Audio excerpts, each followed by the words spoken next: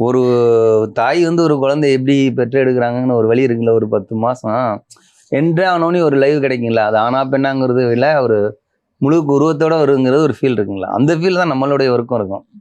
உள்ள வந்தாச்சு, இது இப்படி இருக்கும், அது அப்படி இருக்கும், இது என்ன கலர் போகலாம், இது அப்படியே லைட்டா ஓடிட்டே தான் இருக்கும். ஆனா ரொம்ப இன்ட்ரெஸ்டிங்கான அதுதான். இது நம்ம ஒரு அதான் சொல்ற தாய்க்கு சமம் தான் நம்ம ஆர்ட் ஒர்க்கும்.